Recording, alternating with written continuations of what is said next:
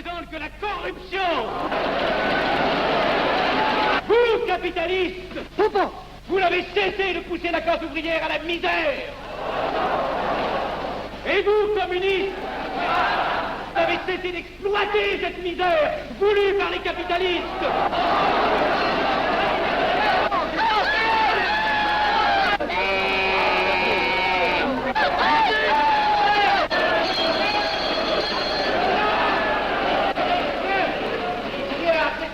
Et vous tous, parlementaires, désuets et périmés, insultez-moi le parlementarisme.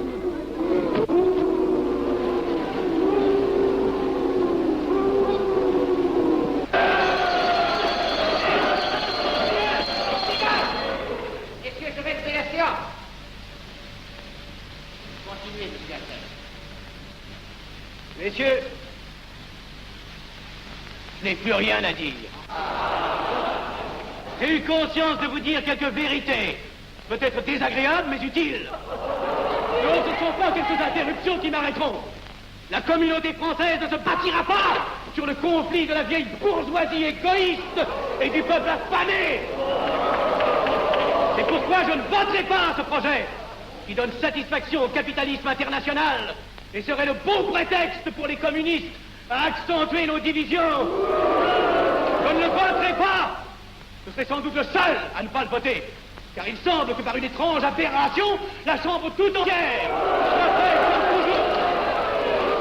soit prête comme toujours à trahir l'intérêt français au bénéfice de certains intérêts internationaux très particuliers.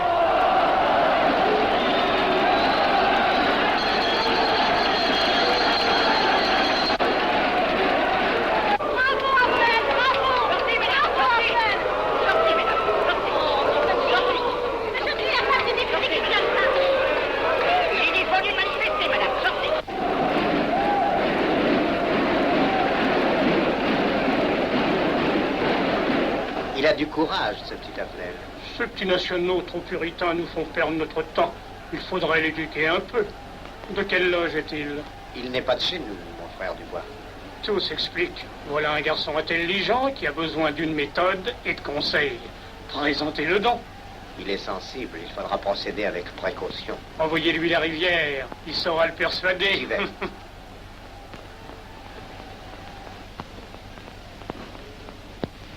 Mon cher vénérable, nous avons un service à vous demander. Enfin, dis donc, je vous suis tout dévoué. Le jeune Affnel qui vient de parler assez brillamment devrait subir les épreuves de l'initiation. La maçonnerie lui apporterait beaucoup et le disciplinerait. Ne croyez-vous pas? J'y pensais déjà. Nous allons nous en occuper activement. Alors, je suis brisé. Comment avez-vous trouvé mon discours? Excellent. Vous leur avez dit de fort bonne vérité. Ouais, ça n'a pourtant servi à rien, ils ont voté le projet. Ça ne sert jamais à rien de dire la vérité. Les gens n'aiment pas la vérité. Ils préfèrent de beaucoup les mensonges. Vous êtes cynique. Non. J'ai une certaine expérience politique, déjà ancienne. À propos, voulez-vous venir un peu avec moi? J'ai quelque chose à vous dire. Volontiers.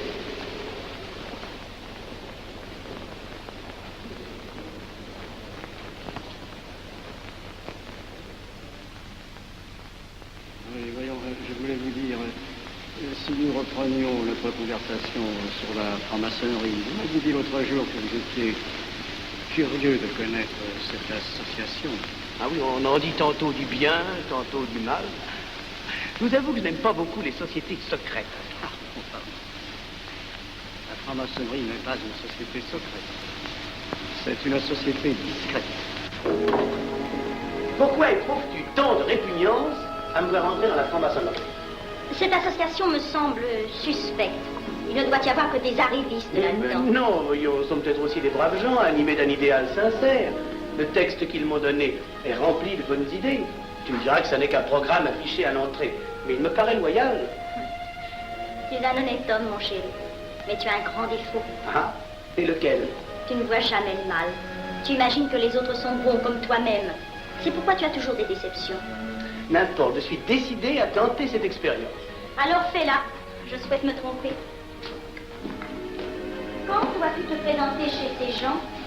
Mercredi. Déjà.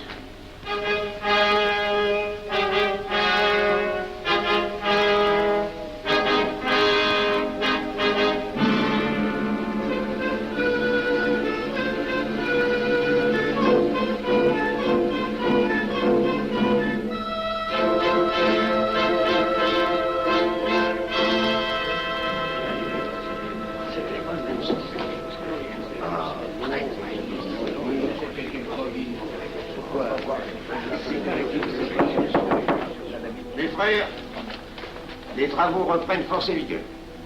La tenue du comité a voté l'interrogatoire du profane Avnet. Nous allons lire les rapports confidentiels de nos enquêteurs. Pierre Avenel, né en 1902 à Laval, a fait sa première communion.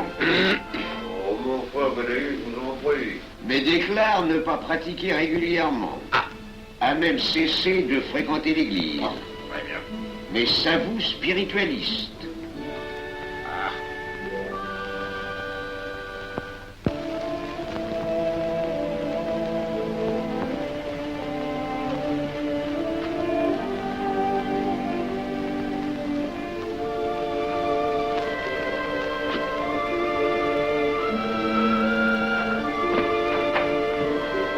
Monsieur, voulez-vous me citer? Permettez-moi de vous barrer les genoux. Mes frères, le profane Avenel, qui nous est recommandé par notre frère Gainsbourg, vice-président de la Chambre, est député. Cela ne nous impressionne pas. Nous devons surtout examiner ce qu'il pourra apporter à la franc-maçonnerie. Il nous faut des gens qui servent notre ordre et contribuent à sa puissance. Pour l'instant, il paraît afficher des idées nationales un peu trop absolues. Mais enfin, je voudrais vous prévenir d'une chose. Comme il est de notre intérêt de tenir en main un grand nombre de parlementaires, il vaudrait peut-être mieux ne pas lui poser des questions qui pourraient le choquer. On nous le signale comme assez sensible sur les questions spirituelles ou religieuses. Quand il aura travaillé quelque temps parmi nous, il aura évolué.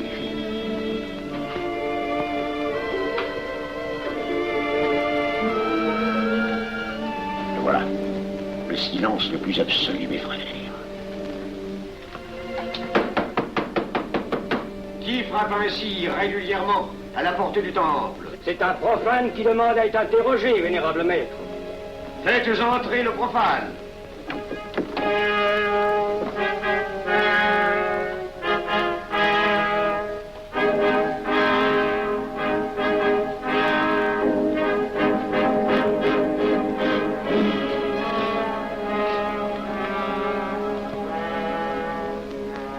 Monsieur, vous avez déclaré vouloir faire partie de la franc-maçonnerie. Mais nous désirons savoir qui vous êtes. Nous allons donc vous interroger sur vos sentiments, vos croyances, vos idées politiques. Répondez-nous sans vous troubler, mais en nous disant la plus stricte vérité. Consentez-vous à cet interrogatoire? J'y consens. Monsieur, croyez-vous en Dieu? Et pourquoi? Il semblait être déçu par ce premier contact avec la maçonnerie. Mais l'interrogatoire est assez pénible. J'ai dû paraître ridicule. Vous vous trompez. D'autres qui sont passés avant vous ont moins bien répondu. Vous avez été reçu avec une majorité convenable, 16 voix contre 10. Comment, j'ai eu 10 voix contre moi? Non, non, 2 seulement. 2. Mais les voix d'opposition comptent pour 5. Ah, un opposant de plus, et vous étiez blackpoolé. La maçonnerie est difficile sur le choix de ses candidats. Pas assez, mon cher, pas assez. Je dois même vous avertir que lorsque vous serez en loge, vous serez déçu. Le milieu maçonnique est épouvantablement médiocre. Vous verrez que vous nous apporterez plus que vous ne recevrez. Mais ces rites dont vous m'avez parlé, ces initiations mystérieuses... De bêtises. Il y en a qui y attachent un certain sens symbolique. La plupart des maçons ritent eux-mêmes de ces vieilles pratiques désuètes. Seulement le jour de votre initiation, tenez-vous bien, les épreuves de la cérémonie ne sont pas commodes.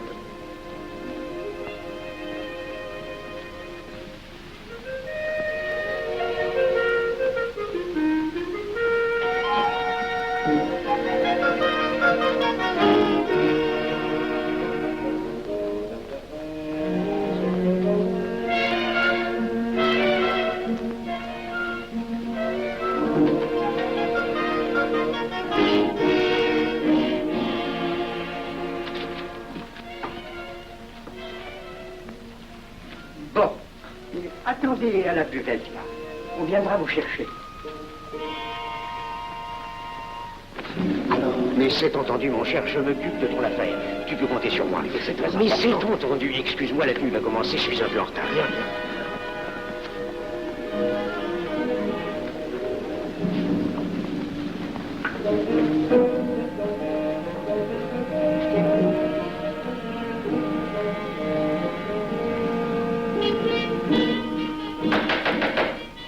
Prenez place, mes frères, nous allons ouvrir les travaux.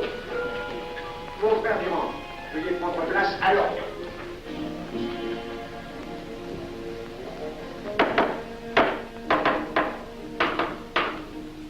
Frère premier surveillant, êtes-vous franc-maçon?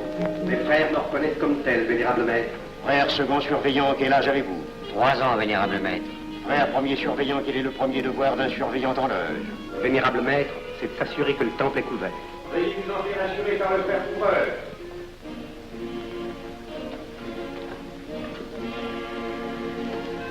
Le temple est couvert, vénérable maître. Frère second surveillant, quel est le second devoir des surveillants en loge? Vénérable maître, c'est de s'assurer que tous les frères présents sont membres réguliers de la loge ou visiteurs connus.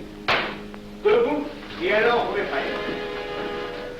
Frère premier et second surveillant, assurez-vous que tous les frères rangés devant vos colonnes sont membres réguliers de la loge ou visiteurs connus.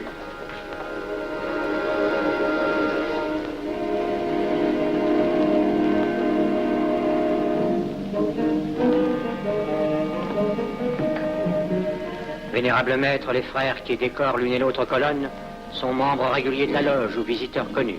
Il en est de même à l'Orient. Frère premier surveillant, à quelle heure les francs-maçons opèrent-ils leurs travaux? À midi, vénérable maître. Quelle heure est-il, frère second surveillant? Il est midi, vénérable maître.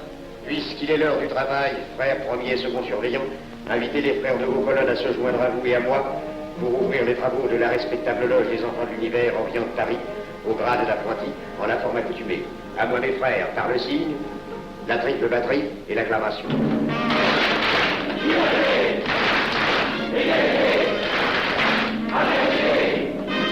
Prenez place, mes frères, les travaux sont ouverts. Mes frères, l'ordre du jour appelle l'initiation du profane Arnel. L'atelier a voté dans une précédente tenue la mission du dit profane. Nous allons donc ce soir le recevoir solennellement. Mon frère couvreur, veuillez aller chercher le profane Arnel qui a écrit son testament philosophique dans le cabinet de réflexion.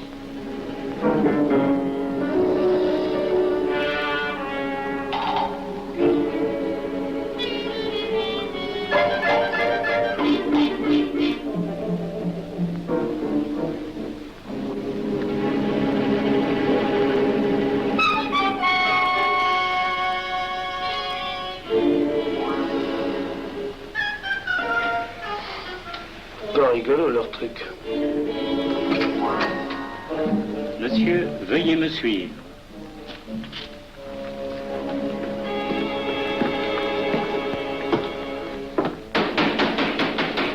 Qui frappe ainsi régulièrement à la porte du temple? Vénérable maître, c'est un profane qui demande à être reçu maçon s'il en est jugé digne. Frères, armez-vous de vos glaives. Faites entrer le profane.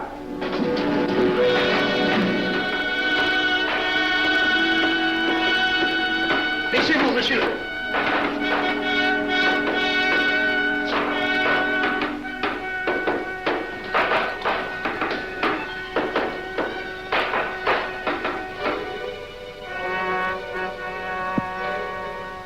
Monsieur, cette épée que vous sentez sur votre poitrine est toujours levée pour punir le parjure.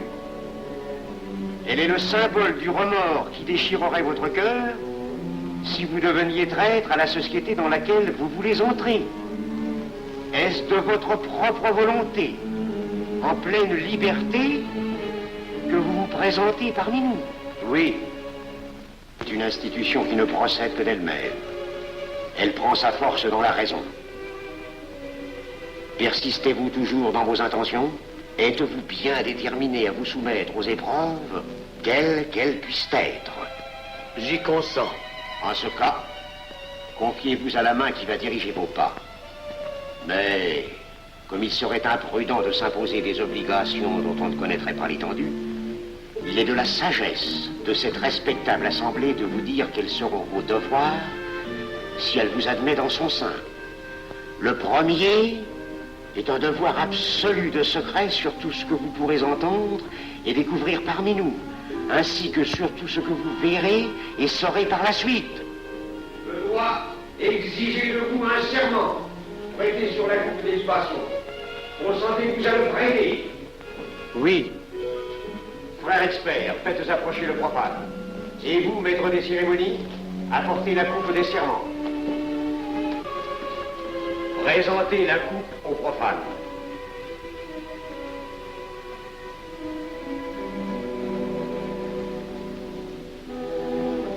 Prononcez avec moi le serment. Je m'engage sur l'honneur, au silence le plus absolu, sur tous les genres d'épreuves qu'on pourra me faire subir. Je m'y engage. Vous devez connaître toute l'importance d'un serment. Si jamais vous manquiez à une parole aussi solennellement donnée, buvez. Buvez! Buvez! Que ce breuvage amer soit pour vous le symbole de l'amertume et du remords que laisserait dans votre cœur le parjure qui aurait souillé vos lèvres. Frère expert, emparez-vous du profane et faites-lui faire son premier voyage.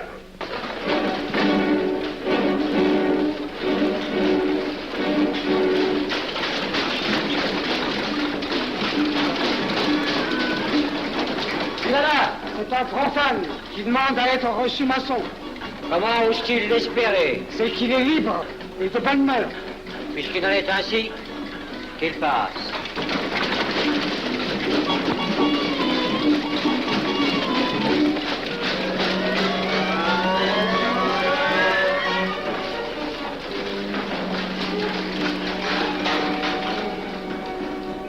Monsieur, le voyage symbolique que vous venez de faire est l'emblème de la vie humaine. Le bruit que vous avez entendu figure les passions qui l'agitent. Les obstacles que vous avez rencontrés peignent les difficultés que l'homme éprouve et qu'il ne peut vaincre ou surmonter que grâce à l'aide qu'il trouve dans ses semblables. Frère expert, faites faire le deuxième voyage.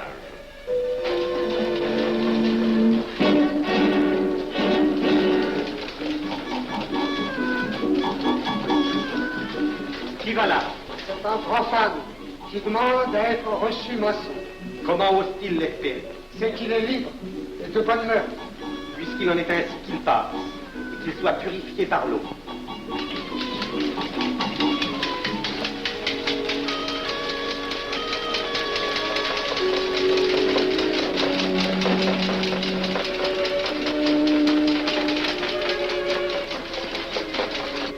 Monsieur, nous avons procédé à l'épreuve de l'eau qui représente l'épuration de votre esprit naissant à la vie maçonnique. Votre cœur doit être limpide comme l'eau pure. Frère expert, faites faire le troisième voyage.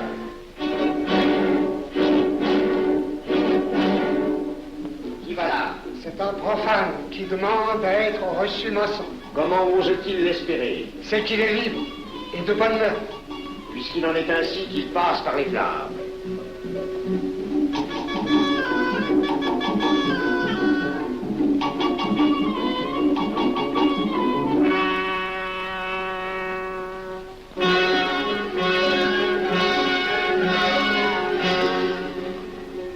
Monsieur, les flammes dont vous avez été environné ont achevé vos épreuves. L'ordre maçonnique dans lequel vous demandez à être admis pourra peut-être un jour exiger que vous versiez jusqu'à la dernière goutte de votre sang pour sa défense et celle de vos frères. Je vais maintenant vous faire prêter serment à la franc-maçonnerie. Frère expert, amenez le profane à l'autel. Mes frères, debout, à l'ordre et glaive aux mains.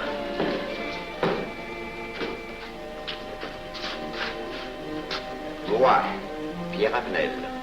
Moi, Pierre Avenel. De ma propre et libre volonté, de ma propre et libre volonté. En présence de cette respectable assemblée de maçons. En présence de cette respectable assemblée de maçons. Je jure et promets solennellement. Je jure et promets solennellement. De ne jamais révéler aucun des mystères de la franc-maçonnerie qui vont m'être confiés. De ne jamais révéler aucun des mystères de la franc-maçonnerie qui vont m'être confiés. Quelle idée saugrenue ton mari a-t-il de se faire recevoir franc-maçon? Je lui ai déconseillé tant que j'ai pu, mais tu sais comme il est entêté. Il va se trouver dans un milieu d'arrivistes si médiocre. On l'a pourtant bien prévenu. Pourvu qu'il ne lui arrive rien. Il y a tant d'histoires qui courent sur le compte de ces sociétés secrètes. Ne t'inquiète pas, Pierre. Il saura se tirer d'un mauvais pas. Prudent. Pas assez. Monsieur, le serment que vous venez de prêter ne vous donne-t-il aucune inquiétude? Consentez-vous à le renouveler lorsque vous aurez reçu la lumière? Je le renouvellerai. Mes frères, nous allons donner la lumière aux profanes. Frère couvreur, préparez-vous à accomplir votre office. Que la lumière lui soit donnée à mon 3e coup de maillet.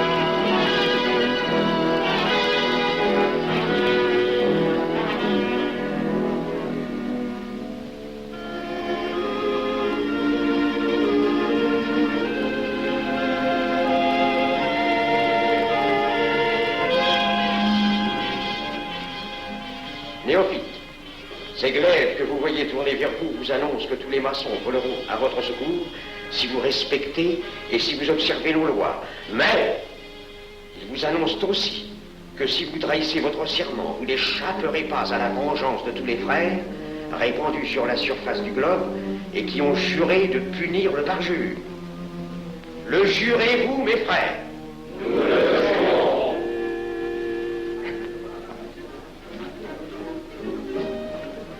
Mes frères, à la santé de notre nouveau frère. À votre santé.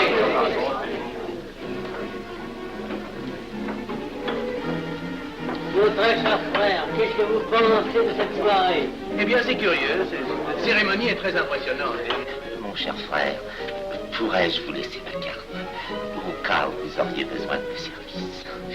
Je vends de tout, de la bonneterie, des chaussures, du savon à des prix invraisemblables. Tu permets, mon cher Lévi-Stein? Je t'en prie.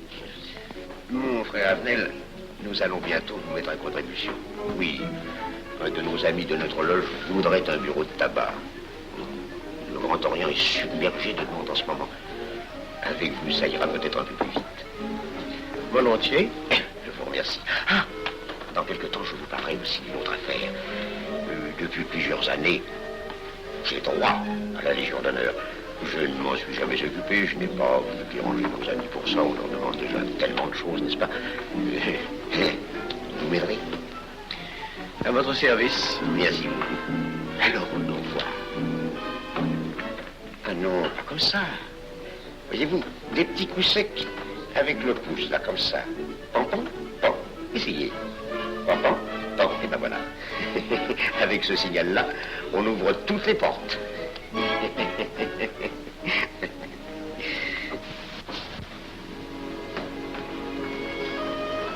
Alors,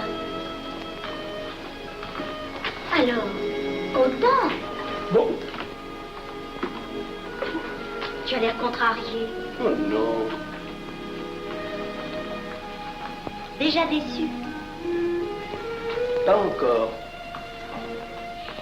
Tu me raconteras la séance. Ah, j'ai juré de ne rien dire. Même à moi? Écoute, c'était pas ridicule. C'était étrange.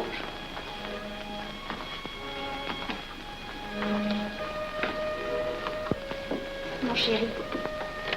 Oh, mon chéri, c'est idiot, mais j'ai peur pour toi. Qu'est-ce que tu veux qu'il m'arrive? Oh, mon grand.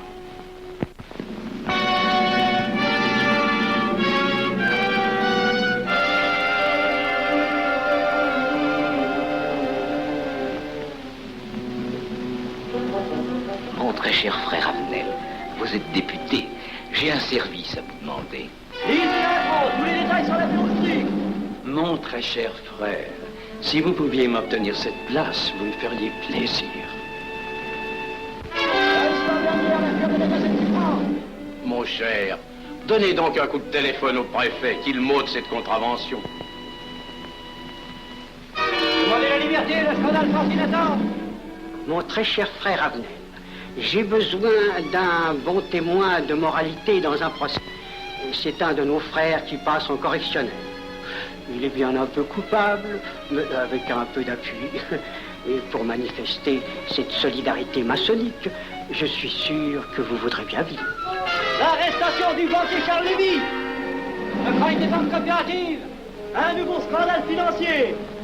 Il faut l'exclure, c'est une fripouille. Oui, évidemment, c'est une fripouille, mais puisque personne ne le sait, nous pouvons le garder parmi nous. Non! Et je comprends très bien vos réactions, mon cher Amnel. Mais tenez, je vais vous citer un exemple. J'ai vécu pendant 20 ans en maçonnerie avec un frère que je considérais comme un escroc. Ben, je n'ai rien dit. Parce que c'était un excellent maçon. Nous ne sommes pas du même avis.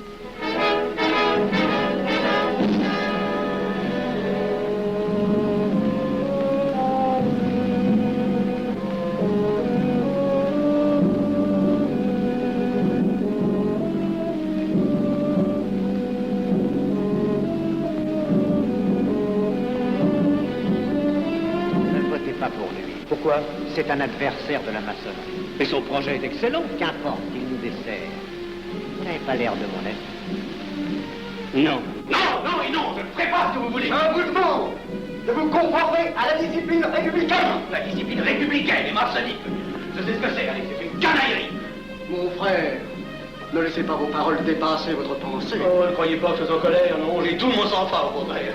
Et c'est pour ça que je ne voterai pas cette loi unique. Vous détruisez ce pays en l'empoisonnant doucement. Avenel, vous ne parlez pas sérieusement. Mais vous ne comprenez donc rien.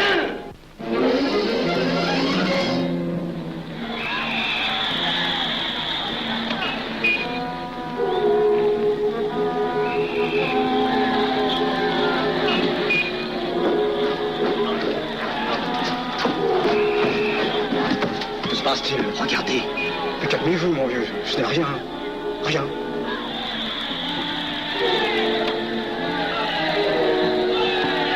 Que croyez-vous qu'on doit faire? Rien. Surtout rien. Pas de pareil cas, il faut attendre. Et croyez-moi, il n'y aura pas d'incident. Tous ces gens vont rentrer se coucher. Ils sont fatigués de leur crier.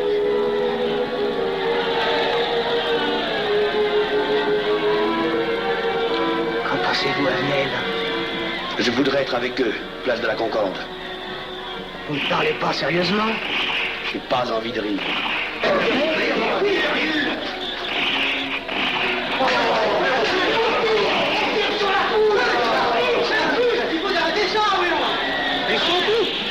Faut arrêter ça.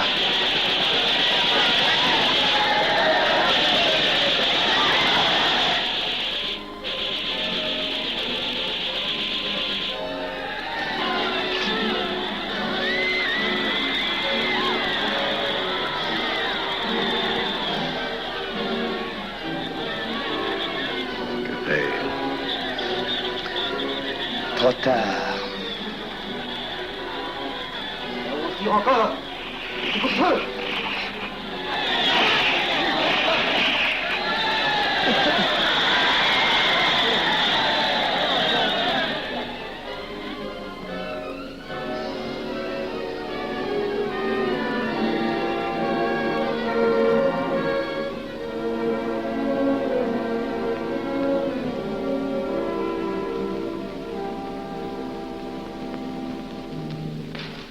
messieurs, nous avons établi définitivement la liste des membres de la commission d'enquête. Tout le monde est bien d'accord pour la soumettre au vote de la Chambre. Pas d'objection? Le projet est accepté à l'unanimité. La séance est levée.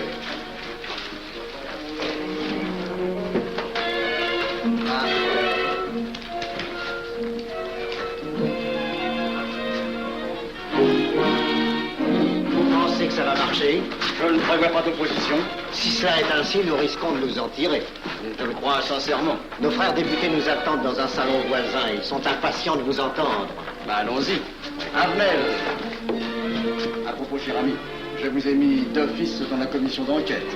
Moi, pourquoi? C'est indispensable. J'ai besoin de vous. Venez avec nous. Vos amis nous attendent.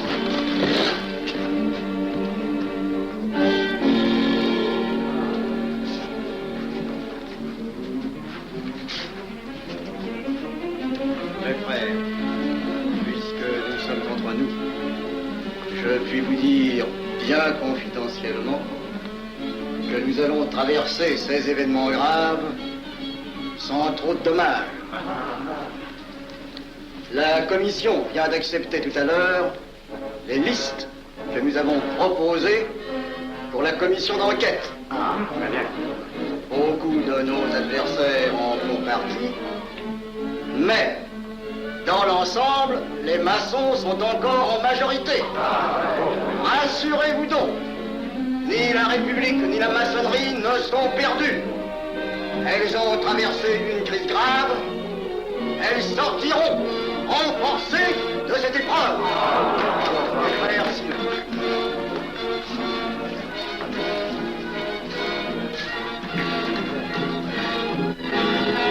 Demandez l'anti-Marchon, le scandale de la commission d'enquête. Demandez l'anti-Marchon, le scandale de la commission d'enquête. Vous me demanderez successivement le Quai d'Orsay, la Banque de France, l'état-major, le secrétaire général du Parti radical socialiste, le temps et les usines d'aviation Guerlain. Bien, monsieur.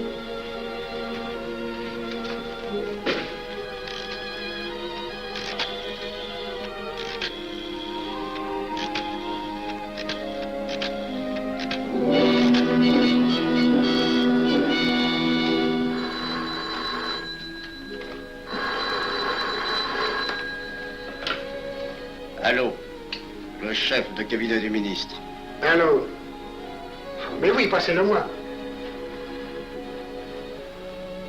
Lui-même, à vos ordres, mon très cher ami. Je ne peux rien vous dire par téléphone. Il pleut. Vous me comprenez? À merveille. Alertez tous nos amis à l'étranger. Qu'en aucun cas, on ne parle de nous. Silence. Compris. Allô, ici Général Maisonnat. À vos ordres, mon cher Larivière. Je compte sur vous, mon cher général, pour que l'armée ne varie pas politiquement. Elle doit rester divisée, avant tout. Ne craignez rien, j'ai déjà procédé à des changements importants. Tous les officiers suspects d'être contre nous ont été éloignés de Paris et séparés les uns des autres. Mes frères, il est indispensable de franchir cette mauvaise passe. Il ne faut pas trop de mouvement de bourse. N'est-ce pas, mon frère sous-gouverneur? Nous maintiendrons la monnaie. La presse de droite doit essayer d'attaquer la presse de gauche. Pendant quelque temps. Pour donner le change. C'est entendu.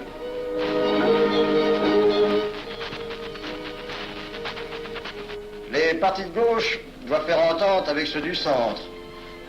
Et ceux de l'extrême gauche. De la sorte, nous contrôlons le peuple. Bloc populaire. Mieux. Front populaire. Bien. Quant à vous, mon cher Garlet, j'ai reçu ce matin une communication de l'étranger. On lui demande d'envoyer immédiatement du matériel d'aviation en Espagne. Moyennant quoi nous aurons tous les appuis politiques nécessaires. Oui, mais prototypes. Surtout nos prototypes. Ne croyez-vous pas que ce serait dangereux pour notre défense nationale? Faites ce que je vous dis.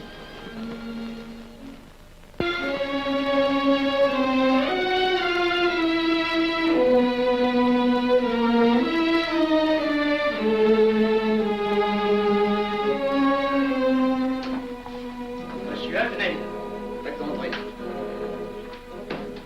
Ah, bonjour, cher ami. Comment on va? Bien, merci. Ah, je vous ai fait appeler. Que se passe-t-il? On ne vous voit plus. Vous le boudez? Oh non. Cigarette. Non, merci. Dites-moi, pourquoi avez-vous refusé de faire partie de la commission d'enquête? Oh, j'ai beaucoup de travail en ce moment et je fais déjà partie d'autres commissions. Avenel, répondez-moi franchement. Ce n'est pas parce que nous avons eu l'autre jour une petite discussion bien fraternelle? Eh bien, justement, si. Je voudrais vous parler de la franc-maçonnerie. Ah, mais bien, voyons, mais bien entendu. Asseyez-vous. Ah. Alors? Ah, je vous écoute. Eh bien, voilà, vous avez été mon présentateur, je vous dois une explication. Je suis décidé à déposer ma démission. Vous avez l'air d'avoir été déçu par la maçonnerie. Oh, pire, choqué. Pourquoi? Mais confessez-vous, mon vieux. Vous ne serez pas le premier maçon qui m'aura ouvert son cœur. Qu'est-ce qu'on vous a fait? Mais à moi, personnellement, rien. Mais je trouve ce milieu maçonnique... pourri d'arrivistes écœurants. Je vous l'accorde. Ah, je ne vous le fais pas dire. Oh, croyez-vous que je sois dupe? Alors, je ne comprends pas. Tant de vertu affichées sur le programme à la porte. Tant de mystère à l'intérieur pour ne cacher que ces petites combines, ces appétits de comitard. Je m'attendais à trouver des hommes dévoués, sinon supérieurs. Au lieu de ça, je n'ai rencontré que des quémandeurs de bureaux de tabac ou de décoration, ou alors des fripouilles qui cherchaient à m'utiliser pour échapper à des condamnations. En dehors d'eux, des phraseurs, des sectaires ignorant tout, ne connaissant rien de l'histoire de leur pays, rien de l'histoire du monde, rien de la politique, rien de la philosophie, rien.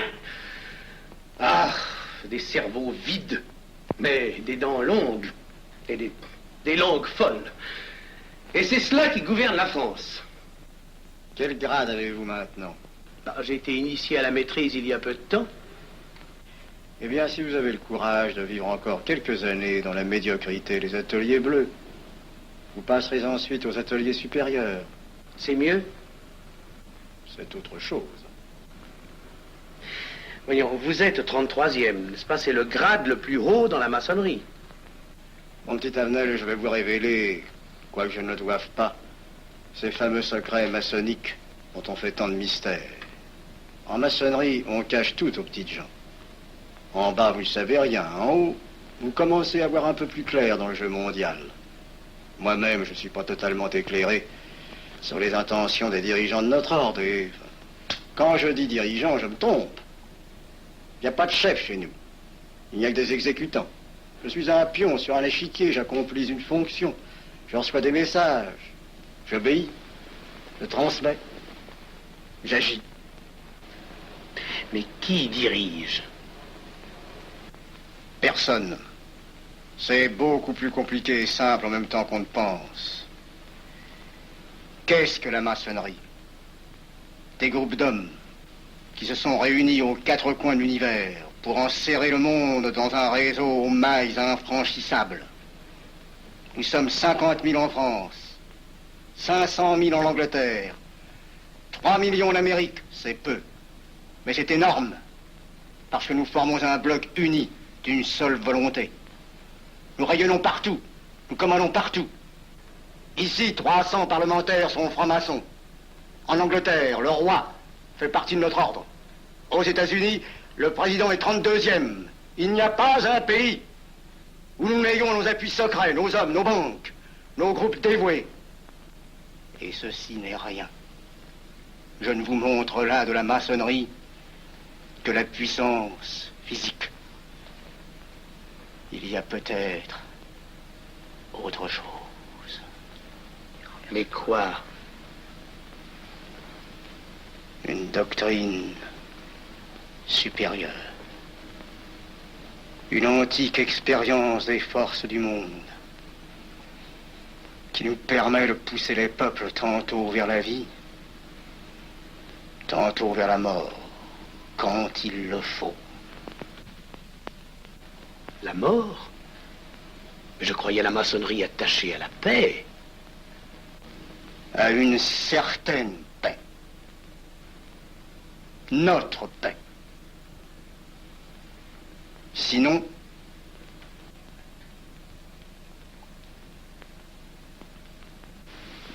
alors, cette démission? Je vais réfléchir.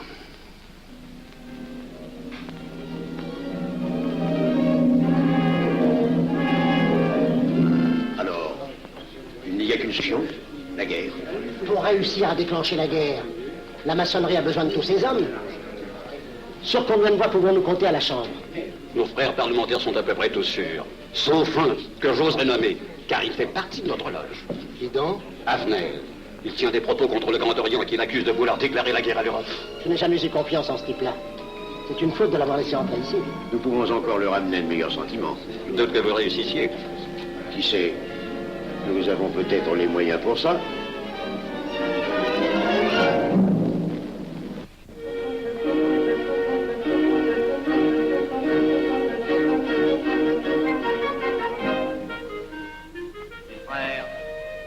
L'aviation allemande n'a pas d'appareil. Plus de 2000 accidents d'avion l'année dernière en Allemagne. La ligne Siegfried est à peine construite. Les tanks allemands marchent difficilement. Un détail entre autres qui m'a été rapporté par un de nos frères. Quand leurs tanks sont entrés à Vienne, on s'est aperçu que certains d'entre eux étaient en carton et montés sur des hautes bicyclettes. Croyez-moi, mes frères, il nous serait facile d'abattre le national-socialisme dont les exigences sans cesse accrues deviennent intolérables. Et libérer ainsi nos frères réduisent à l'esclavage.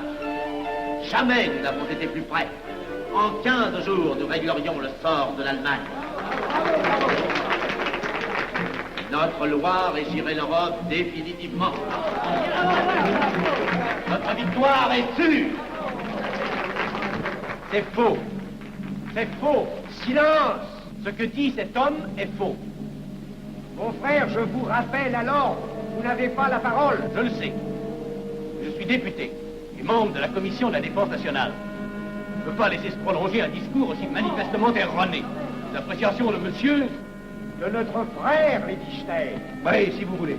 Sur l'état de l'armée que possède l'Allemagne sont des mensonges. Et ajouter foi serait de la stupidité. Mais pourquoi vouloir une guerre entre l'Allemagne et la France? Mon frère, vous n'avez pas la parole. Peu m'importe. Mais je tiens à dire qu'aucun motif réel de conflit ne peut être invoqué. Vous le direz tout à l'heure, après l'exposé de notre frère. Non, je la dirai immédiatement, avant d'entendre des stupidités bellicistes. Mais vous tous, maçons, vous poussez à la guerre.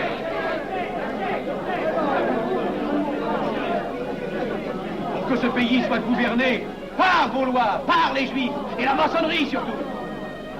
Le peuple français ne se battra pas pour défendre une idéologie fumeuse, un régime ignoble, une république pourrie.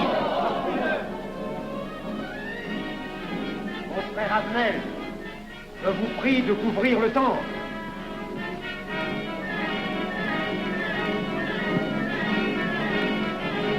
Vous êtes tous des menteurs et des faussaires. Tout chez vous n'est qu'une sinistre comédie.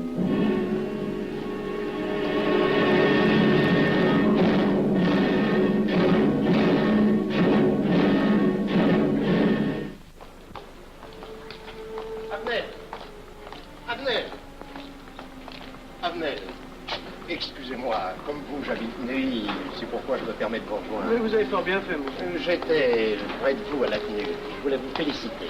Oh, merci. Vous avez très bien fait de leur crier des vérités. Ce sont des fous. Malheureusement, il est impossible de leur faire entendre raison. Les événements sont pourtant indiscutables. Oui, oui. Dites-moi, j'ai des documents confidentiels sur l'action actuelle de la maçonnerie qui peut-être vous intéresseraient. Des documents? Oui, oui, des documents. Vous êtes député, il serait utile et urgent que je vous les communique. Mais je crois bien, où sont-ils? Chez moi, pas très loin d'ici. Si vous avez quelques minutes. Et volontiers, allons. Alors, qu'est-ce qu'on décide? Pétard ou couteau? Le couteau, ça fait moins de bruit. Attention, voilà.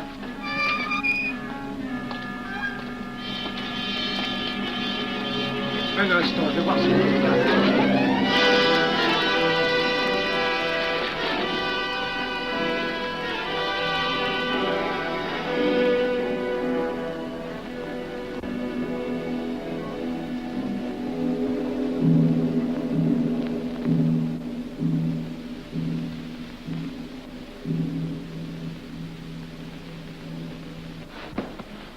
Ne t'inquiète pas, mon chéri. Tu guériras vite. Le docteur a dit maintenant que tu étais sauvé, à condition d'être sage.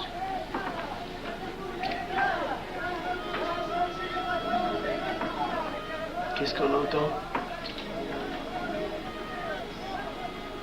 C'est la mobilisation générale, mon chéri. Quoi, la mobilisation? Ne t'agite pas, je t'en supplie. Je n'aurais pas dû te le dire, mon Dieu.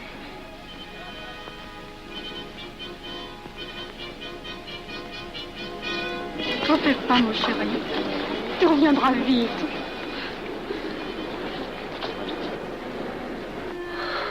Les brutes.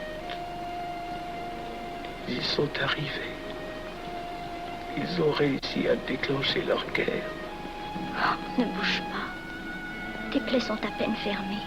Si j'étais pas tombé sous les coups de ces criminels, j'aurais peut-être pu arrêter ça. Mais non, tu n'aurais rien pu empêcher, mon chéri. Ces hommes sont plus forts que toi. Ils ne t'auraient pas manqué.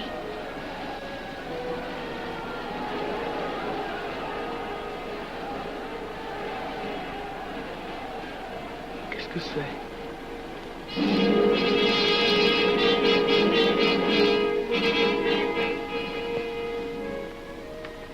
Les malheureux. S'ils savaient ce que je sais.